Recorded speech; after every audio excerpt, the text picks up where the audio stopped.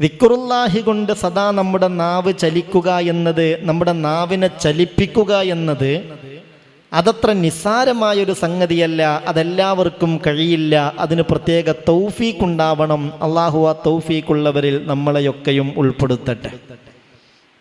കാരണം ഇങ്ങനെ ഒരു അവസരം ഒരാൾക്ക് കിട്ടിയാൽ അയാൾ സ്വർഗക്കാരിൽ ഉന്നതനായിരിക്കും. മഹ്ശറയിൽ പോലും അയാൾക്കൊരു പ്രത്യേക പദവി, ഒരു പ്രത്യേക ദറജ ജല്ല ജലാലായ അള്ളാഹു നൽകുമെന്ന് ഹബീബായ മുഹമ്മദ് മുസ്തഫ സല്ലല്ലാഹു അലൈഹി വസല്ലമ തങ്ങൾ പഠിപ്പിച്ചതോർക്കണം. അന്നബിൽ മഹാരിഖി റളിയല്ലാഹു അൻഹു ഖാൽ ഖാലൻ നബിയ്യു സല്ലല്ലാഹു അലൈഹി വസല്ലം.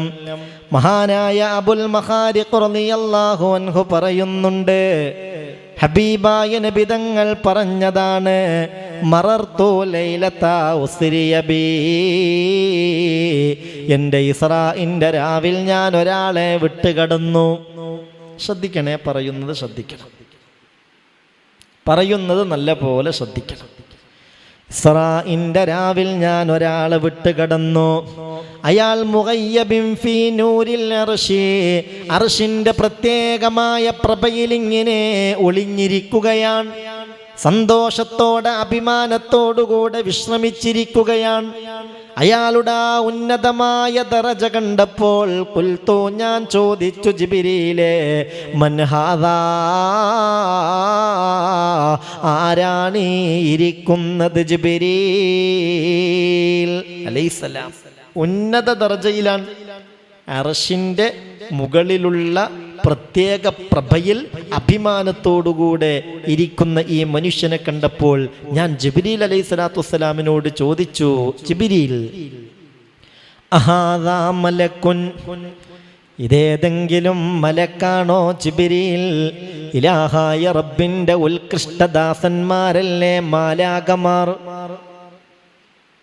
ദുർവിചാര വികാരങ്ങളില്ലാത്ത, ഊണും ഉറക്കവുമില്ലാത്ത, എപ്പോഴും ഇലാഹായ റബ്ബിന് ഇബാദത്തുമായി കഴിയുന്ന, അള്ളാഹുവിനെ വാഴ്ത്തുകയും പുകഴ്ത്തുകയും പ്രശംസിക്കുകയും പ്രകീർത്തിക്കുകയും ഒക്കെയായി കഴിയുന്ന ഉന്നതരായ മാലാകമാരുണ്ടല്ലോ, ആ മാലാകമാരിൽ ആരെങ്കിലുമാണോ ജിബ്രീലേ ഇതെന്ന് ഞാൻ മഹാനായ മുഖറബായ മലക്ക് ജിബ്രീൽ അലൈഹിസ്സലാത്തു വസ്സലാമിനോട് ചോദിച്ചു. അയാളെ ദർജ കണ്ടപ്പോൾ അങ്ങനെ ചോദിച്ചതാണ്. അപ്പോൾ ഖീലല, എനിക്ക് കിട്ടിയ മറുപടി ഇങ്ങനെയാണ്, അല്ല അല്ല, അതൊരു മലക്കൊന്നുമല്ല. ഖുൽതു, ഞാൻ ചോദിച്ചു, നബിയുൻ, പിന്നെയോ അള്ളാഹുവിൻ്റെ പ്രത്യേകമായ ഉത്കൃഷ്ട അടിമകളാണല്ലോ മഹാന്മാരായ അമ്പിയാക്കൾ. അമ്പിയാക്കളൊക്കെ മഅസൂമിങ്ങളാണ്. അവർ തെറ്റുകുറ്റങ്ങളൊന്നും ചെയ്യൂല. അവർക്ക് അള്ളാഹുവിൽ നിന്ന് പ്രത്യേകമായ ഹിഫ്ളും ഹിമായത്തും കിട്ടിക്കൊണ്ടിരിക്കുന്നവരാണ്.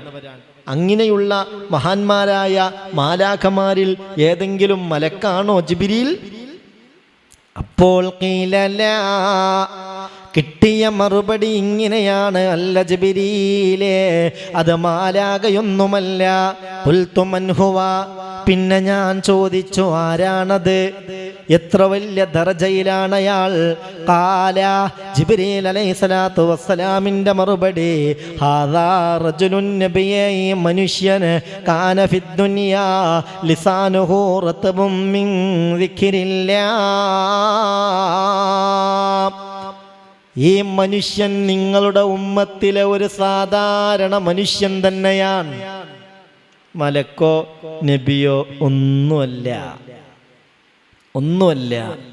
നിങ്ങളുടെ സമുദായത്തിലെ ഒരു സാധാരണ മനുഷ്യനാ.